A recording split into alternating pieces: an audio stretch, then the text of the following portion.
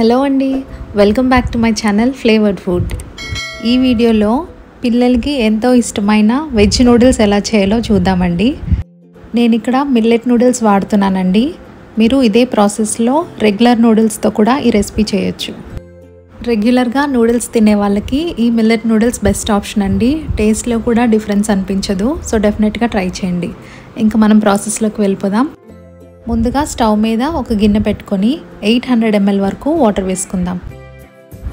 ఇందులోనే half table spoon వరకు oil, half tea spoon వరకు సాల్ట్ వేసుకొని వాటర్ బాగా బాయిల్ చేసుకుందాం.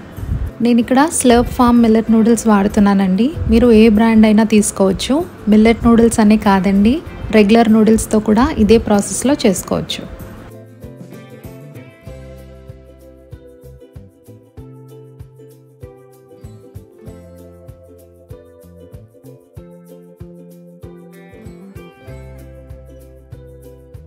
వాటర్ అంతా కూడా బాగా బాయిల్ అయిన తర్వాత ఇందులో మనం నూడిల్స్ యాడ్ చేసుకొని మీడియం ఫ్లేమ్లో ఒక 5 నుంచి 6 నిమిషాల వరకు నూడిల్స్ అన్నీ సాఫ్ట్ అయ్యే వరకు ఉడికించుకుందాం.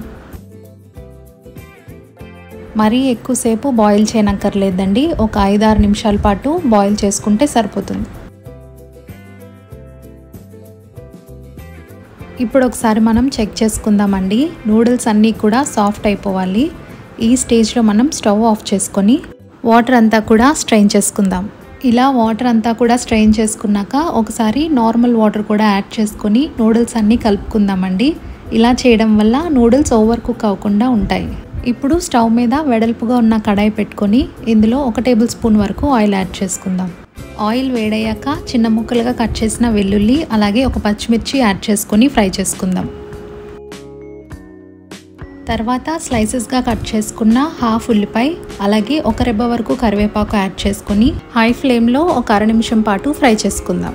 నెక్స్ట్ ఇందులో వెజిటేబుల్స్ అన్నీ 1 by 1 యాడ్ చేసుకొని ఫ్రై చేసుకుందామండి. నేను ఇక్కడ క్యారెట్ అండ్ క్యాప్సికమ్ వాడుతున్నాను.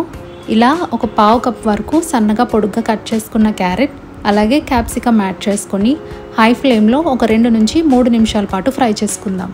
క్యాబేజ్, బీన్స్ అవి కూడా యాడ్ చేసుకోవచ్చండి. ఈ స్టేజ్లోనే అవి కూడా యాడ్ చేసుకొని వీటితో పాటే హై ఫ్లేమ్లో ఫ్రై చేసుకోండి. ఇప్పుడు ఇందులో మనం యాడ్ చేసుకున్న వెజిటేబుల్స్కి తగినంత ఉప్పు యాడ్ చేసుకొని ఒకసారి ఫ్రై చేసుకుందాం. మనం నూడిల్స్ బాయిల్ చేసేటప్పుడు ఆల్రెడీ సాల్ట్ వేసాం కాబట్టి చూసుకొని వేసుకోండి. వెజిటేబుల్స్ అన్నీ ఒక 3 నిమిషాల పాటు ఫ్రై చేసుకున్నాక నూడిల్స్లో ఇచ్చిన మసాలా పౌడర్ యాడ్ చేసుకొని ఒకసారి బాగా కలుపుకుందాం. మసాలా పౌడర్ అంతా కూడా ఉండలు లేకుండా అంతా కలిసే విధంగా బాగా కలుపుకోండి.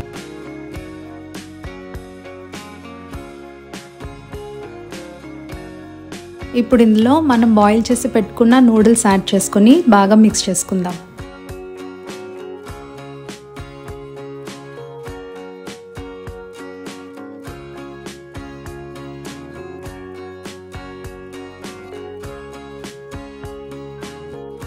తర్వాత 1 టేబుల్ స్పూన్ వరకు టొమాటో సాస్, ఒక 1/2 టేబుల్ స్పూన్ వరకు red chilli sauce, 1 table spoon వరకు వెనిగర్, 1.5 టీ స్పూన్ వరకు డార్క్ సోయా సాస్ అలాగే ఒక హాఫ్ టీ స్పూన్ వరకు పెప్పర్ పౌడర్ కూడా యాడ్ చేసుకొని మొత్తం అంతా కలిసే విధంగా బాగా మిక్స్ చేసుకుందాం.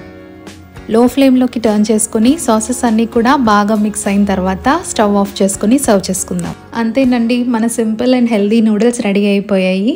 ఇందులో మీరు మీ చాయిస్కి తగ్గట్టు వెజిటేబుల్స్ అండ్ వాటి క్వాంటిటీ తీసుకోండి.